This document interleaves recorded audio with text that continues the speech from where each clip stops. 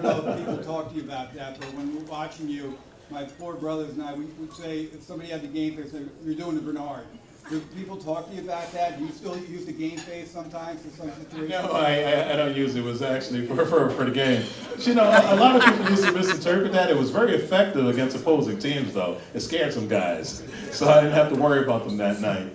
But really, it was just a matter of the intensity that you saw displayed on my face and what I was feeling inside. You know, I was the type of player that didn't take phone calls on the day of the game. I started preparation in the afternoon, and so by the time I got to the arena, my teammates knew, don't speak to Bernard. And, you know, actually I can turn it on just like that, and it was one of the things that allowed me to play at a very consistent level every single night. So I'm going to turn away from you for a moment, and tell me if you want to guard me after you look at me.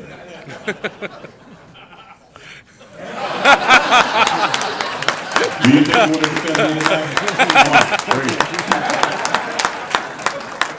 And does anybody remember the shoulder shrug thing he did too? Mark McGuire talked about that too, that thing when the game started. You kind of did that. Okay, we've got... I'd like to ask a very pertinent question for the fans. On Melo and Amari on the same team. Most of you guys know when Earl came to the Knicks, they said it would never work. We need two basketballs. But what they overlooked was our respect for each other. Like, Earl was probably the most difficult guy for me to guard because he didn't know what he was going to do, so how could I? But if he got 30 points, you know, he earned every one of them. I was right in his face. I knew what deodorant he wore, his mouthwash. I was like all over him. And my friends used to say, man, what do you say to Earl? I said, man, we never talk. I said, sometimes he'd say, Clyde, that was good defense. Sometimes I said, Earl, that was a hell of a shot. So from that, when he came to the Knicks, there was no animosity there. There was all respect.